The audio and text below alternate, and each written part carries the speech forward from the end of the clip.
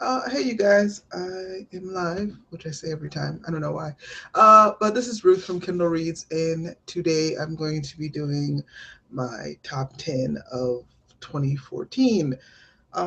This list that I've compiled was not that hard because, to be honest, 2014 was not really a stellar reading year for me as far as me finding books that have really surpassed my expectations.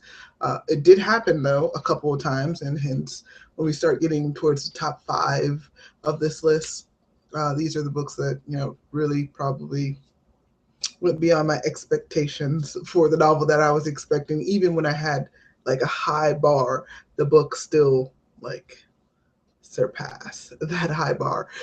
So we're going to be talking about those.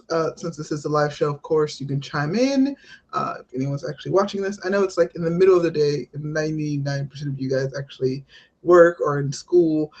Me, fortunately, I took the day off to volunteer, volunteered at my local church, came back. And so now, I have some time to blog a little bit, hashtag do a live show a little bit and talk about the books that I've read this year.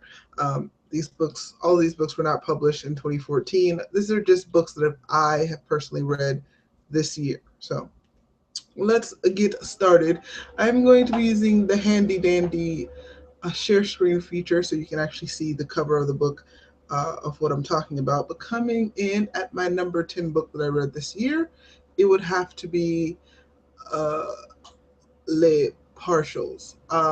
Now, this book is written by Dan Wells, and this book kind of came in.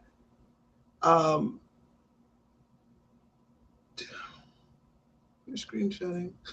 Um, there we go. Hopefully, it's showing up on the screen. That's my first time using screenshot. So, yeah, Partials by Dan Wells. This is the cover for the novel. And it really surprised me, and that's why it made my number 10. It wasn't really something that blew me away, but it was something that I thought was going to be worse than what it was. And that is because, I don't know, Partials was touted as something good, but it was on everyone's bookshelf, but nobody actually read the novel. It's like one of those, ooh. And so when that happened, I thought, you know what the hell, let me pick it up. And so I did. And the thing about this book was it was super fast paced. The whole plot line of this story, by the way, if you don't know about Partials, is that our main character, I think her name is Kira or Kyra, I think it's Kira, and she is trying to basically find this cure because apparently no more kids could be born in the earth. And so everyone's aging, and they feel like, as soon as everyone grows up and dies, that's the end of humanity. And what is left are these cyber robot things. And it was kind of like this YA novel backslash dystopia that people weren't really giving any shine to. I did think the book had issues, which is why it's number 10 on my spot, and some of the issues were the pacing of the novel and the throwaway characters. Um, those throwaway characters, they were just a little bit too much. As far as there was like all these characters thrown into the mix of the story, and then she or Dan, I think it's a guy, Dan Wells. He ends up killing off some of them. I'm not gonna tell you who. Of course, you read the novel, but there was not this impact that I thought I was gonna get out of the novel. Um, when it actually happened. Thank you for the other person who is watching my live show right now, per se. You can drop a comment on, I think, YouTube, but for some reason on Google Plus, it's not working right for some reason. So I don't know. Or you can communicate with me via Twitter. My Twitter's open, you guys, while we talk about my top 10. So, doop, doop, I'm clicking away. So yeah, that's why the novel made my top 10. It was just these throwaway characters that they weren't very impactful as far as these mini characters within the novel. I wish they were more impactful, type of thing. But the plot was definitely good. And I thought if the pacing would have just been better, it would have been definitely a better novel. And I think that's one of the detriments of YA for me personally, if we're talking about books in general. I love fast pace. it's just lately, especially this year when I've read YA novels that have tried to do the whole clicking on all cylinders, let's move fast type thing, they have been missing the mark, and they've gone too fast to the point where I can't like attach myself to the character and care more for the resulting actions that they do within the story. All right, so let's go on to the next book.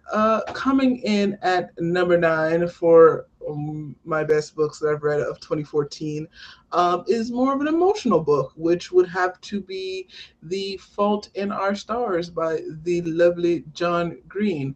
Now, for this novel, present to everyone. Hopefully, everyone can see this. You guys, let me know if you can actually see the screenshot that I'm showing you of the book. The Fault in Our Stars by John Green was a heart puller. I think it was definitely something that was probably quote unquote overhyped. That's the word I'm looking for. The book was definitely overhyped. I can't lie, it was. But because of this factor, I think I didn't kind of want to put it on my list, but this book did make me cry, and I think for several reasons. I think for me, my mother, she had cancer. She passed away from breast cancer. So for me, this novel was definitely an impactful piece. Watching Hazel and Augustus and this love story portion thing kind of, you know, duke it out. I don't know. It was good. I definitely cried, and I definitely love seeing these characters actually fight for love and seeing them live even though they're dying.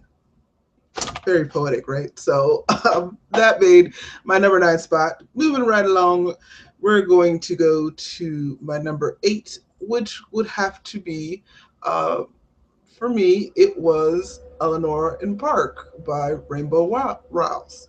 I don't know, how do people say her names? Is it Rodwell? Rodwell? I don't know. But yeah, Eleanor Park. And for me, let's do a little screenshot just in case so you guys can see what the hell I'm talking about. If you do not know the book that I'm making reference to, which a lot of people have read this on BookTube, and that is, I picked this book because it was charming and it was gritty. And I think I rarely saw both of those elements in YA, period. In fact, I didn't really see a lot from YA this year as far as like expectations blowing me away. And that's why this book probably took the number 8 for me overall. It had that grit, it had that little extra to it towards the end that just really made you keep on reading. And the writing didn't really blow me away. A lot of people are like, the writing is so beautiful. But for me personally, I didn't necessarily think the writing per se was just out of this world. And I've read better per se as far as when I consider what I consider is beautiful writing. But there were these moments within the novel where you just kind of started falling for the Park and Eleanor chemistry that she was putting together. It was just, I don't know, I loved it. I truly did. Okay, let's see. Let me check my Twitter. Thank you guys for watching, by the way. Between the Lies of Life, The Fault in Our Stars is definitely on your top. Oh, sweet.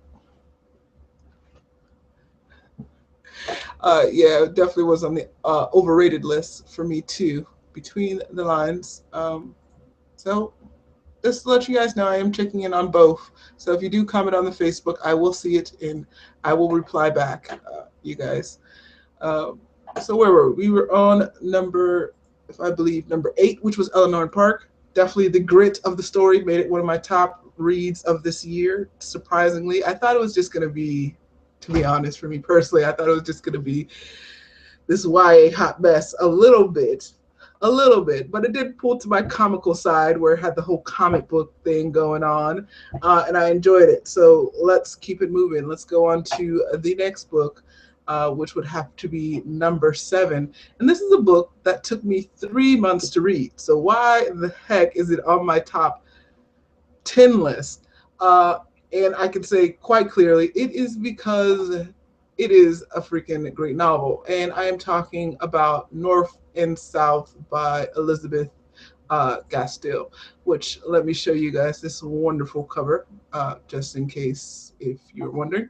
You guys, please let me know if you can see the screenshots or not. If not, this would be horrible because it would just look so awkward me showing, a blank screen. So let me know if you guys can see the screenshot yet again. But North and South by Elizabeth Gastill, that came in at number 7. It took me 3 months to read, you guys.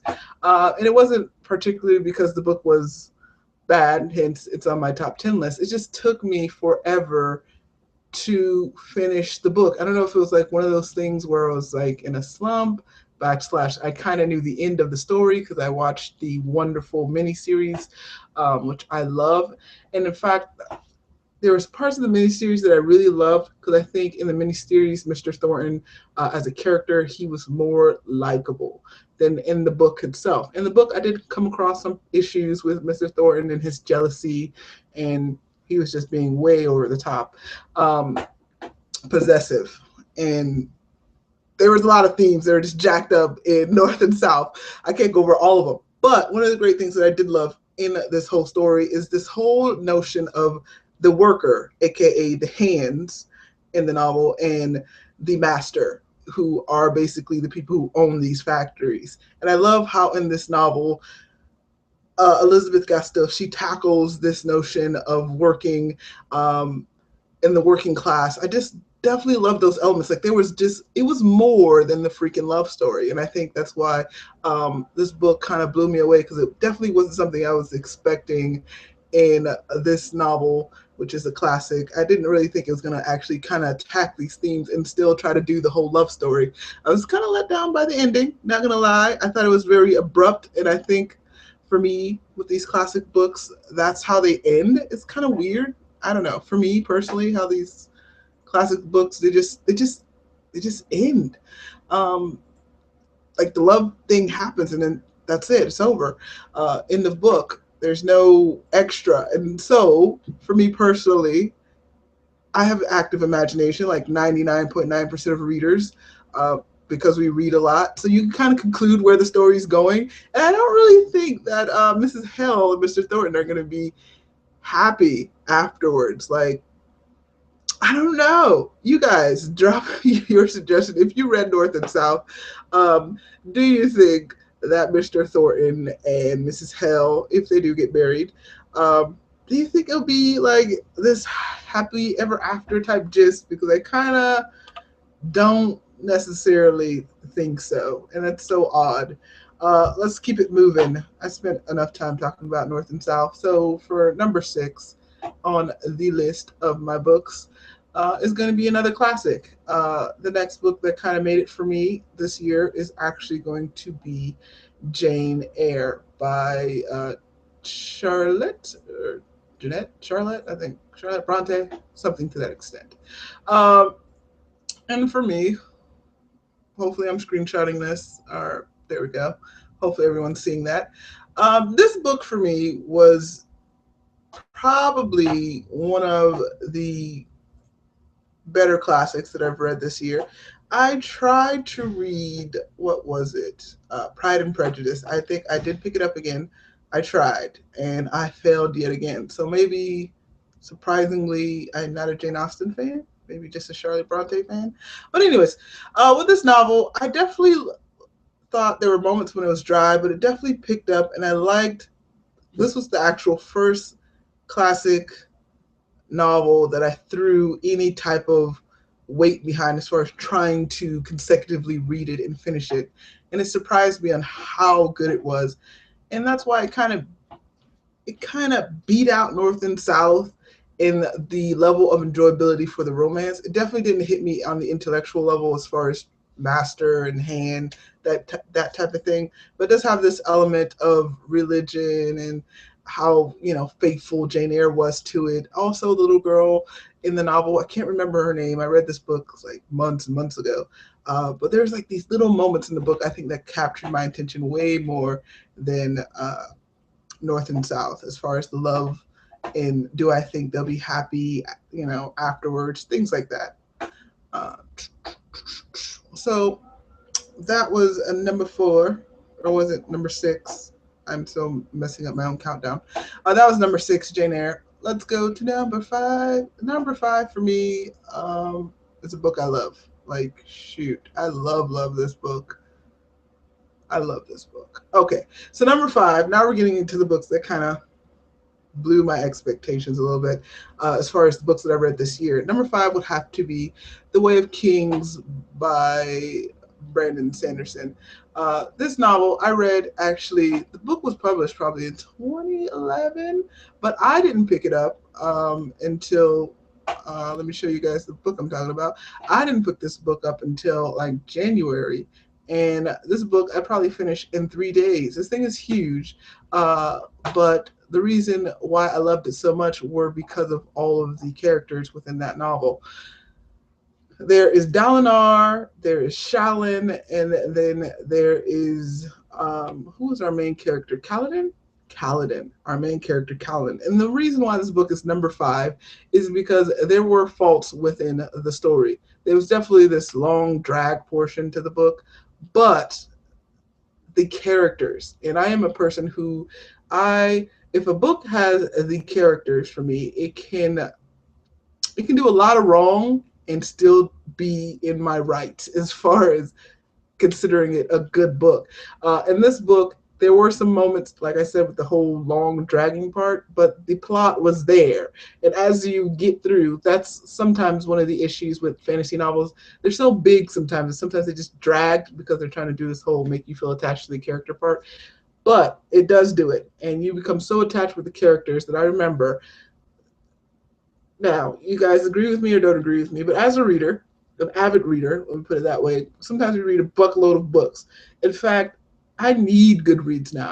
I hated Goodreads in the beginning, but now I kind of need it to remember what books I've actually read.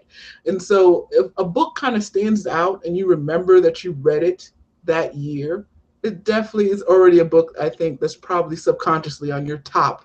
I know a lot of people don't like to do top whatever, but if a book is something that you remember reading, especially if you read 100, 200 plus books a year, I don't read that much, by the way, maybe 60, 70, maybe 100 if like I count like the small novella stuff. But if I can remember a book, then it's definitely on my top 5. And this book, I totally remember closing The Way of Kings by Brandon Sanderson, and I couldn't stop thinking about the characters.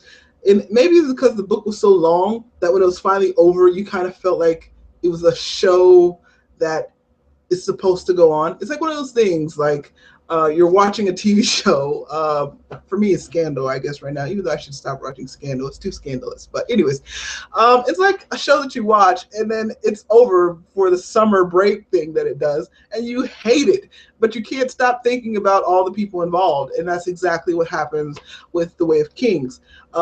All these characters, when the book is over, you can't stop thinking about them and their predicaments and their dilemmas within the story, especially about the ending of the novel. Then we have to get into this whole,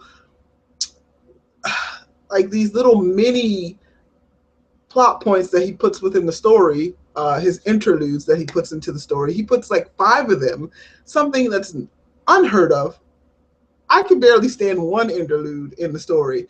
This book had 1, 2, 3, 4, 5, and at first I was like, what the hell? But then these interludes do these things where they kind of drop little nuggets into what's actually happening in the story, especially with these minor characters, which Brandon Sanderson does a good job of making every character have weight to it, which is a little bit unheard of. Usually when I read stories, hint, hint, making a slash judgment at partials, sometimes the characters, especially the minor characters, do feel like throwaway characters. They do. Sometimes the author just doesn't give these minor characters enough oomph to make me feel anything for them, especially if something happens to them.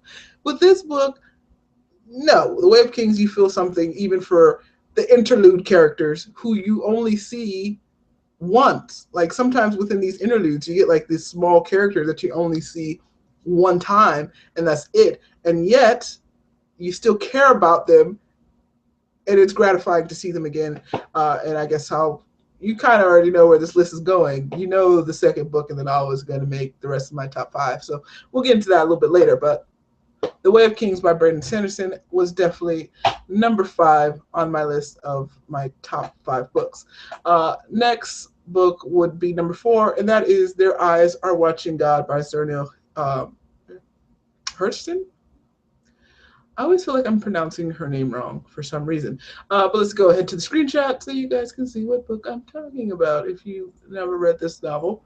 Or you might have read it while you were in high school. Me personally, my high school history was horrible. I didn't read a single classic in high school ever. It's bad. It was really bad at my high school. So, anyways, North and I'm sorry, not North South. Their eyes are watching God. There's so many classics that actually made my list this year. But anyways, their eyes are watching God. The reason why this book has made it in my top five, it blew me away as far as my expectations. It blew me away as far as the analogies. I think that was probably one of the most beautiful parts about the book is some of the analogies within the story. Um, let me see. I'm sorry, you guys. I'm checking my Twitter and my whatchamacallit, the YouTube feed. By the way, you guys can tweet or comment on the YouTube feed if you're watching this. Um, but it blew my expectations as far as the relatability. This book was written, let me see, when was this book written? This book is like so freaking old, but The Eyes Are Watching God was published in, oh, dang. All right, so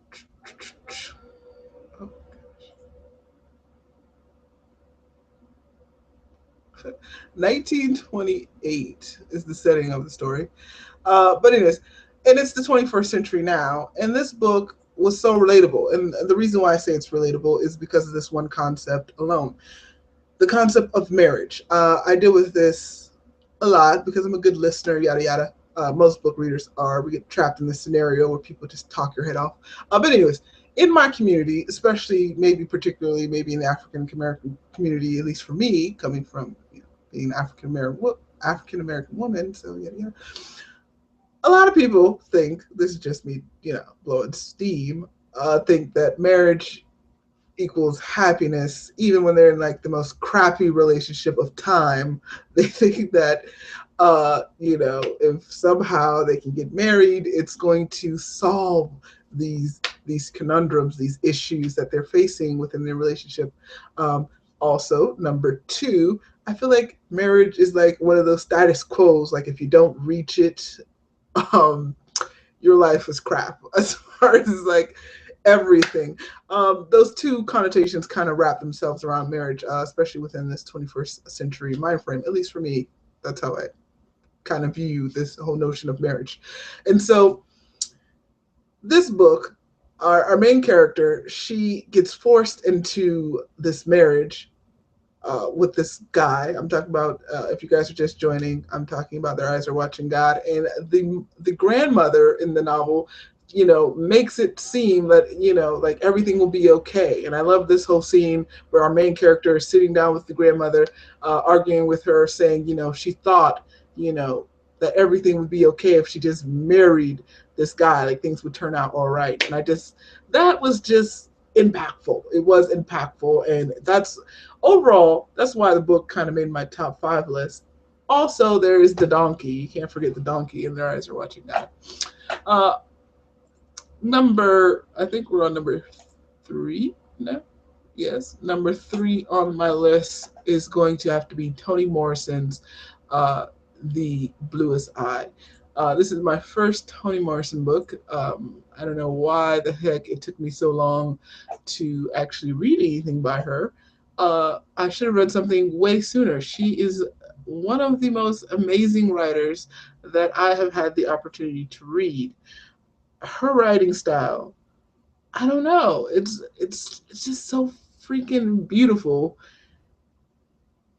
It's beautiful. And then the context of what she's trying to get across in her stories are also beautiful. The fact that all the main characters, this is the thing, this year, 2014, in the book community, there's a lot of things that happen within this community. But I think one of the best things that happen is probably the promotion of people reading people of color as main characters. And so within this novel, it's written by an African American woman, and the actual characters were African American. I don't know if people actually know this, but even when we do get writers of color, sometimes they write white characters. I don't know if it's to appease the marketplace. Of course, this is probably a conversation for another time, but it does happen a lot of times where authors kind of feel like they have to write characters um, that might be Caucasian to appeal to their reading audience. Toni Morrison is like, hell no. I'm going to write, oops, sorry you guys, kind of hit the desk. She's like, I'm going to write characters that portray her lifestyle, you know, what she's been through. And I'm like, kudos, and I loved it. The saddest character ever known, Bekilia Breedlove. You feel things for her, things that happened to her that have happened to a lot of women. And I love that she tackles this whole concept of abuse. It was, man, there is no words for Toni Morrison. And I do have to read more of her novels, like yesterday. Seriously, I do. Um, Between the lines in life, she says that she has to put their eyes are watching God on her wish list. I definitely think you should. There is one caution that I have to do say for this book, and that is I'm talking about Their Eyes Are Watching God, is that the writing style was very poetic, very beautiful, definitely great analogies, but it does switch between the slang cadence, which is beautiful when in and of itself, but it does take a while to get used to the cadence of what she's saying. And I love how she spells things, how people pronounce them, especially in the African American culture. But you have to kind of get over that, or that might be something that you have to kind of wing yourself into. But anyways, back to Toni Morrison's The Bluest Eye. Definitely something that everyone should read. Um, and this year, 2014, another momentous thing that happened. It was actually Toni Morrison, or Read Toni Morrison. There was this whole readathon where a lot of people got to read a lot of her novels, which I'm super happy about, especially since after reading The Bluest Eyes, I was like, this woman is like the dopest woman I, I've ever written or read a book from. Um, let's continue on with the list.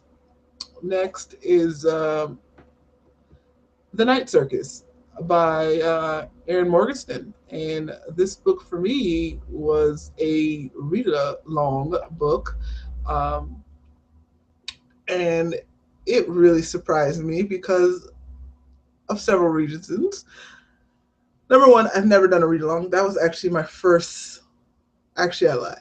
This is the first read along that I've completed. Usually, when I get put into read alongs, it never turns out well. AKA, either they're reading the book faster than I am, or I'm reading the book faster than they are. And so we're never in the point where we can somewhat talk about the novel. At least, you know how when you get to a point in the novel, something really exciting happens and you want to like turn around and just tell them, but they're not at that point yet in the novel. So then you're like waiting for them to kind of join in. I hate that when that happens. And so I never really finished a read along. But this is my first one. In this book, I first said it was a YA novel, but I lied, it's not. But it probably could be because the characters within the novel, but it blew me away. It was whimsical. The magic was great, and it was doing something I wasn't expecting it to do. It wasn't like a Harry Potter Voldemort thing when they were talking about a duel between magicians. If you don't know about the plot of The Night Circus, let me explain that first. The whole thing about The Night Circus is that these magicians are supposed to be dueling one another to see who is the best magician. The way that they go about it, though, is probably unorthodox because they're doing it through their apprentices.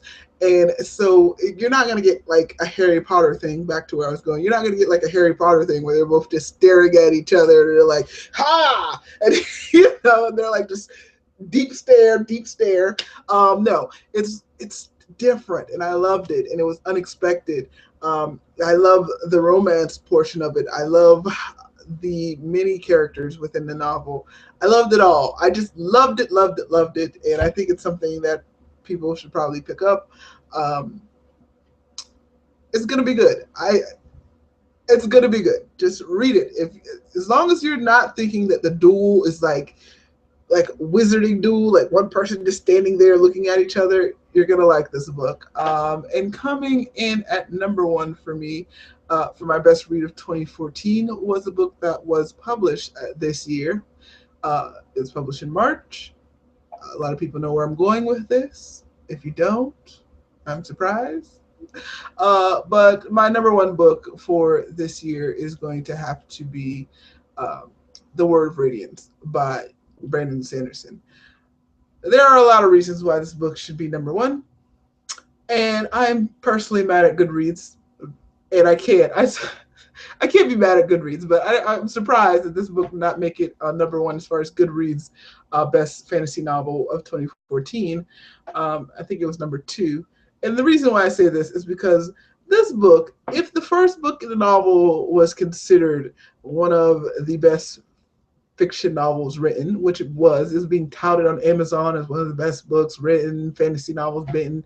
It's being compared to some of the classics like The Hobbit, things like that, like Tolkien. It was out of this world good. This second book was better than the first book. I don't know how it's not on everyone's top list as far as a fantasy novel. It was highly up there. I think there's other things that definitely can compete with it. I think Patrick Rothfuss and his two novels, and the King Slayer Chronicles, if you read that this year, a lot of people have picked it up this year. I think that's a good competition. But for me, it was definitely number one. Again, the characters. Shalyn character. Listen, in the first book of The Way of Kings, in the book, there are these three main characters. One of them is called Dalinar, one of them is called Shalyn, and the other one is called Kaladin. Within the first book, which is The Way of Kings, he does this thing where he has a main character, and that's in the sense that you get backdrops into that character. In book two, you get these backdrops into Shalyn. Shalyn was not particularly too much of an interesting character within the first book for me. This is me explaining why this is my top pick.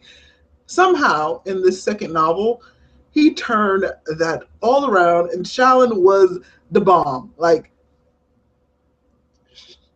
shoot, she was amazing.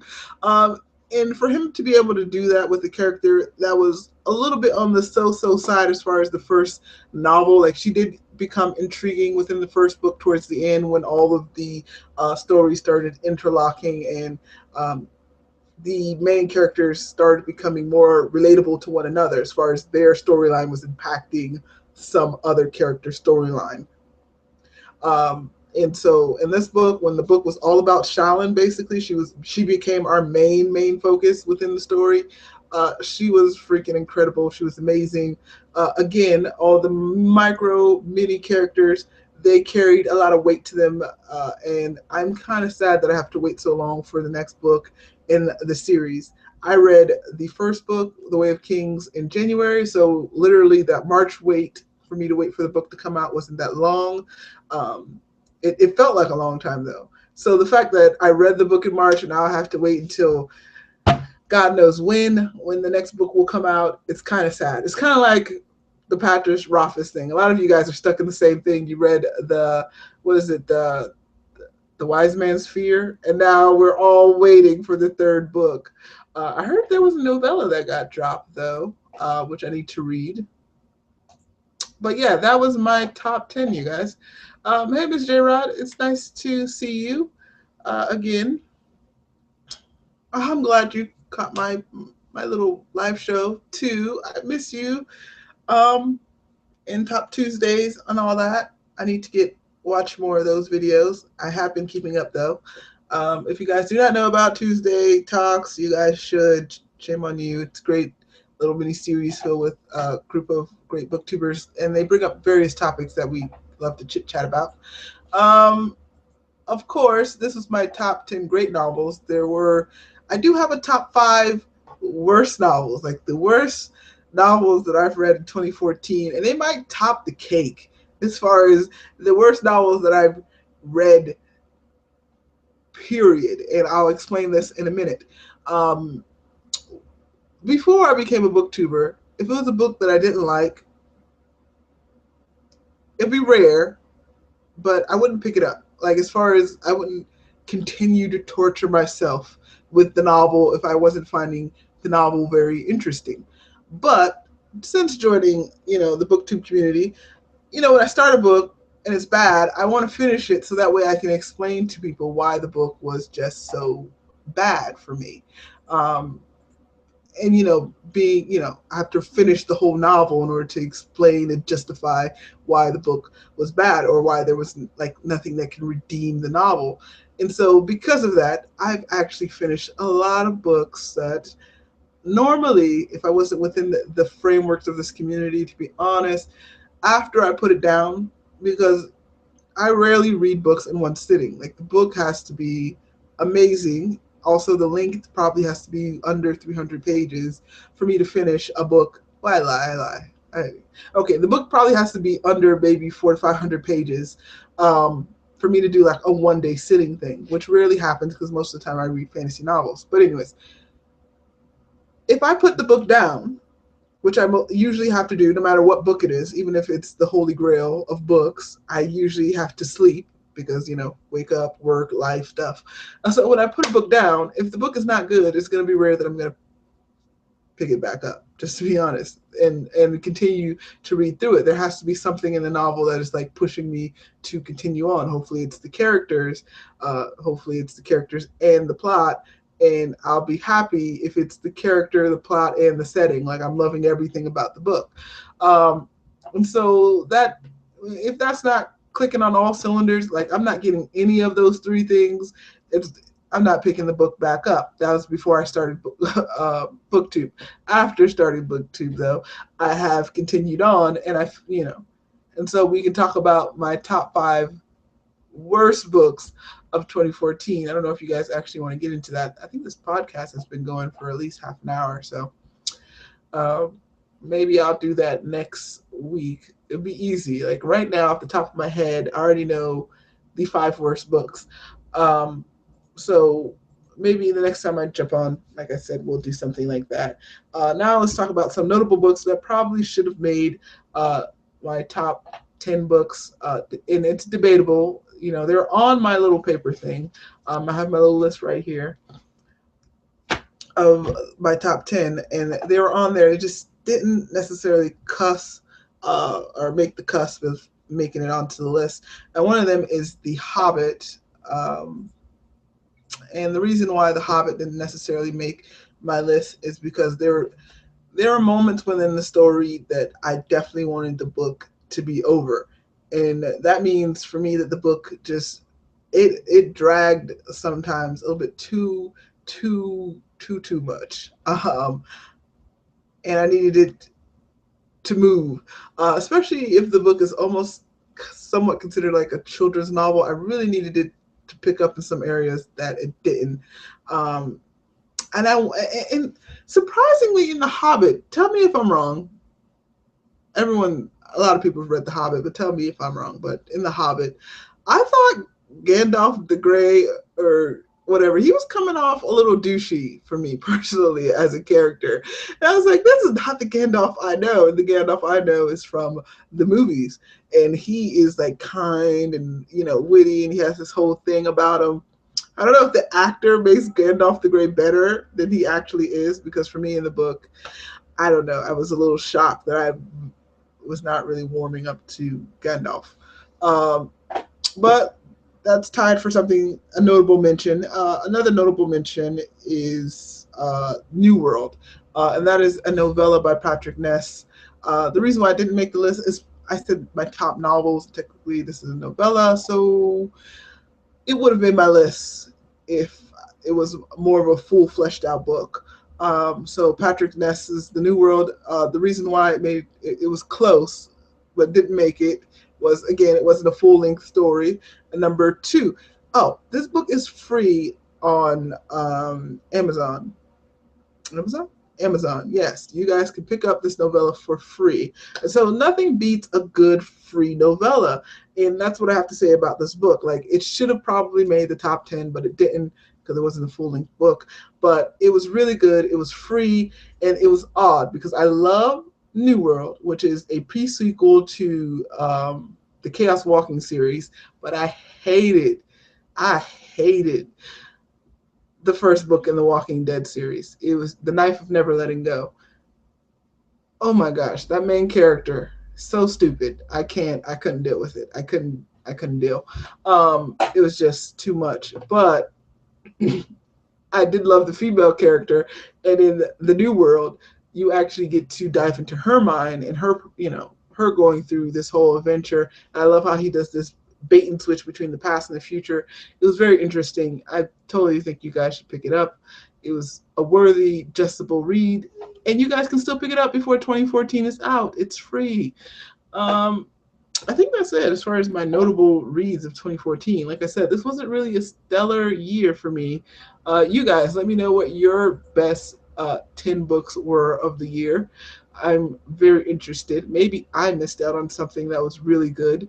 Um, so let me know. And like I said, next week, hopefully, I can do another live show if I can chop up some time and my house is empty like it is now. And we could talk about some of our worst reads. I could probably give you guys 10, but I'm going to keep it to 5. Let's not be all dreary and whoopy about my top 5 worst novels that I've read in 2014. But we'll get into that. I want to thank everyone for watching. You guys are awesome. Again, please leave your comments. I do read them. It could be like 6 months later, and I'll still go back to those comments, you guys. Let me know.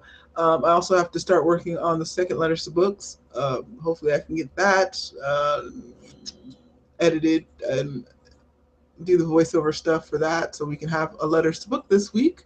And with that being said, I guess I should work on that while my house is silent and I can think and I can edit in quiet. So I'm going to do that. Again, thank you guys for watching. You guys are awesome. Don't forget to drop your comments within the YouTube video link. Again, I really do want to hear about your top 10 books that you've read of 2014.